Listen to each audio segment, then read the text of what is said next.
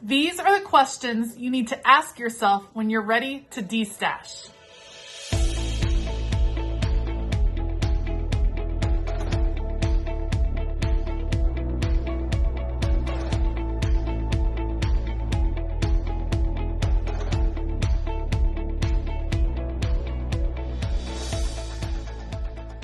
Hey y'all, I'm Elisa, the Scrappy Wife behind ScrappyWife.com, and today I want to talk about destashing, and more specifically, I want to talk about the 5 questions that you should be asking yourself when you are ready to do a destash.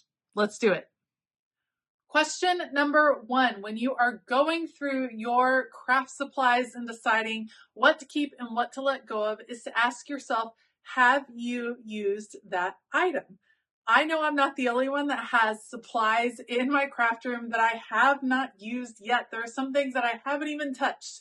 And you might be thinking that I'm going to say, hey, if you haven't used it in a year, it's time to toss it out. And sometimes that is the case, but you all have shown me over the years as we've done these organization videos that that is not always the case. So here is what I want you to consider. Have you used the item? If the answer is yes, that leads you to another quick question. Are you done using the item? Here's what I mean. So, for instance, I have a lot of different scrapbooking kits, paper kits, things like that. Have I used some of those kits? Of course. Some of them I've used a lot. So you might think, well, you should definitely keep it. You've used it a lot. However, I've used it and I might have used all that I want of it. It might have served its purpose. It might be time to say goodbye to that item. So have I used it? Yes. Am I going to keep using it? I maybe used it up already. So that's something to consider. On the flip side of that, have I used it? No. That brings me to these up here. These are a ton of different happy planners. I have a million different happy planners from over the years when I've collected them by being on the squad and doing different things. Have I used them? No. Am I going to use them? Maybe not. So you need to kind of consider, you might have gathered supplies in a flurry, flurry of enthusiasm or passion for a new hobby, and they might just be sitting there. Maybe you picked up some sets of stickers that you thought were so beautiful and they're just not your style anymore, and you never even got to use them. Yes, does that feel kind of defeating to be like, oh man, I never even used that supply? It does sometimes, but I promise you, letting go of things that you're not going to use, maybe you were, but maybe now you're not, is going to be so freeing, because when you're able to let go of some of these things that you're not actually going to be using anymore, you free up space and you free up mental space to really enjoy the supplies that you are surrounded with, that you know you love and that you know you're going to use. Question number 2, when you are looking through your craft supplies, I want you to consider, is this craft supply aspirational? Here's what I mean. Years ago, I listened to a talk from a professional buyer, someone that helps you buy clothes and organize your closet in a way to really make you utilize everything that you have. Which seemed like a very cool job, and B, something that could definitely be applied to a craft room, someone that helps you buy and organize. And one of the pieces of advice she gave is to go through your closet and take out things that were aspirational, meaning things that were not your current size that you were aspiring towards, things that were not your current lifestyle that you were aspiring towards as well, or that you had left behind.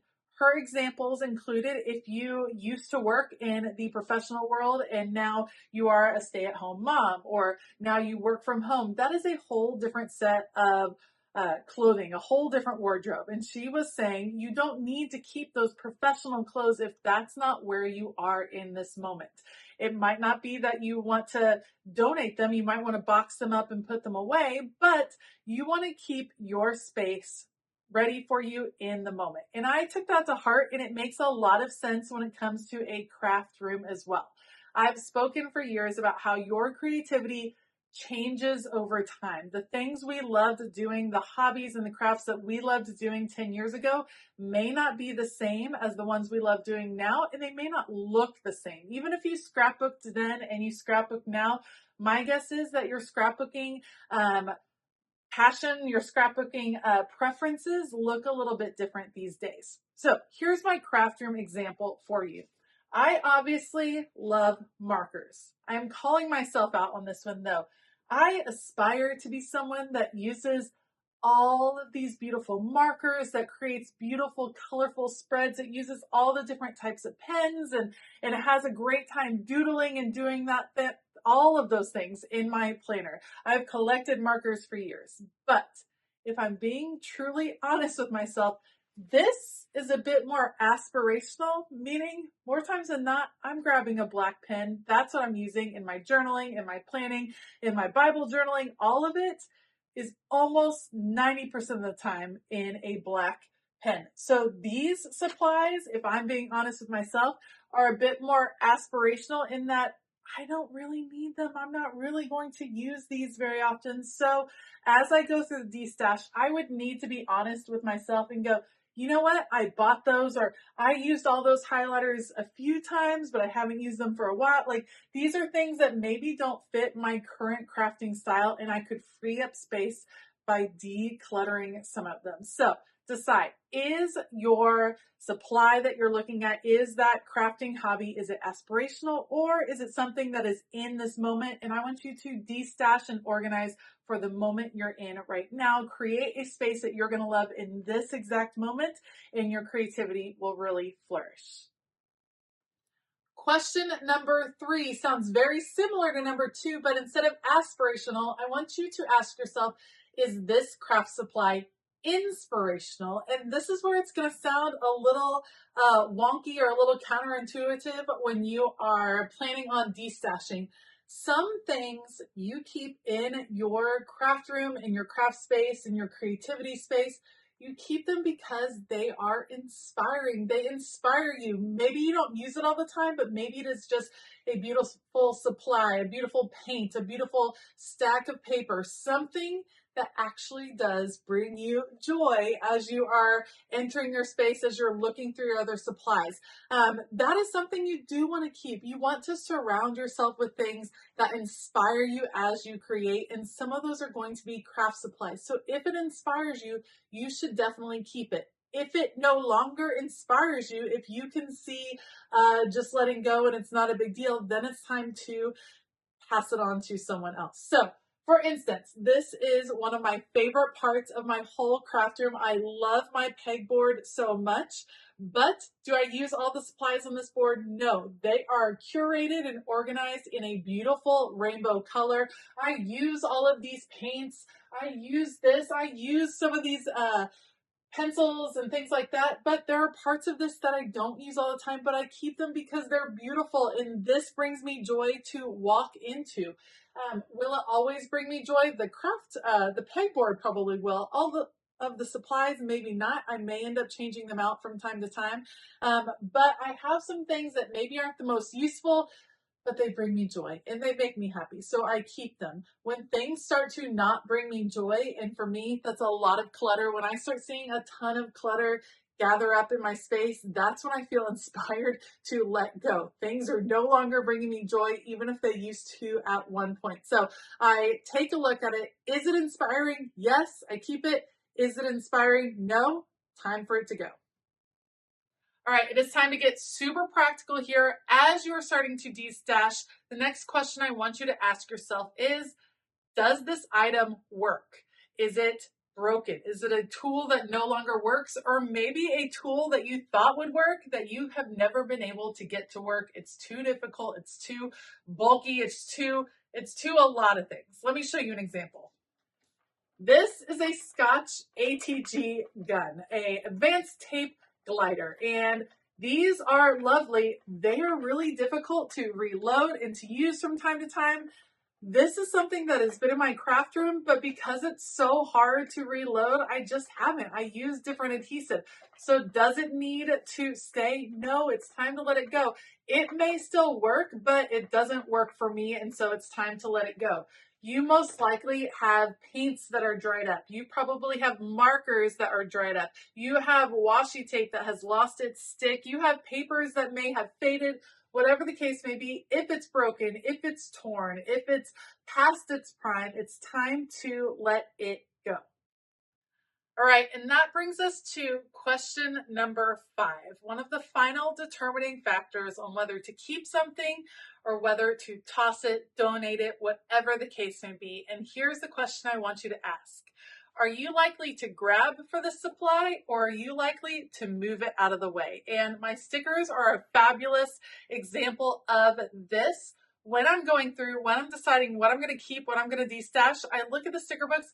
How likely am I to flip past the sticker book while looking for something else? Or how likely am I to want to grab the sticker book the second I see it? That is a great way to make that final decision. If you imagine yourself flipping past this particular supply, if you imagine yourself passing up a particular paper collection, if you imagine yourself flipping past that stamp set 10, 20, 30 times while you're looking for something else, perhaps it's time to let go of that particular set.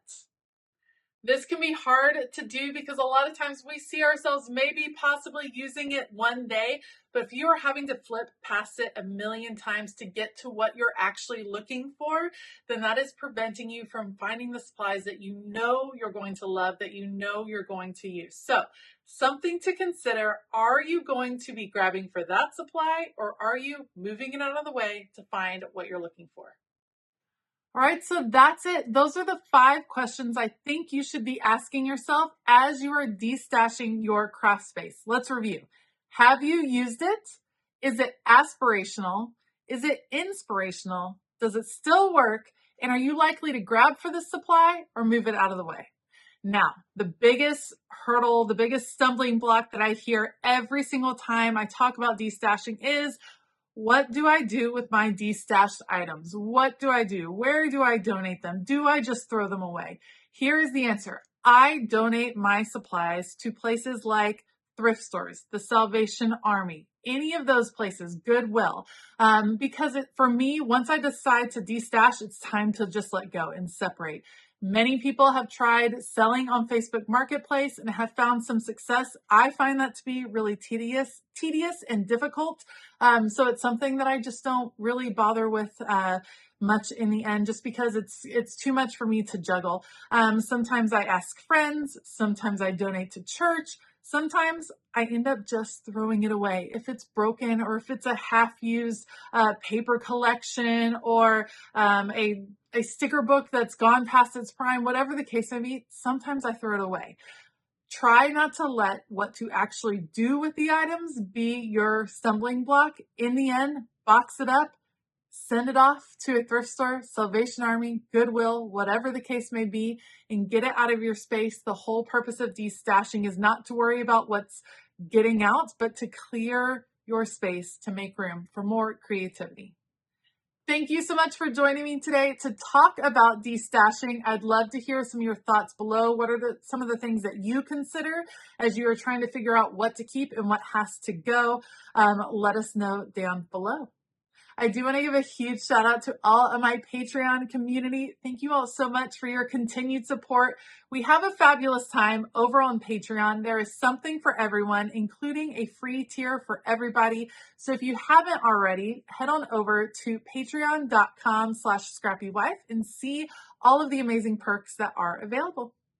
All right. I hope that you have a fabulous day. And as always, keep it creative.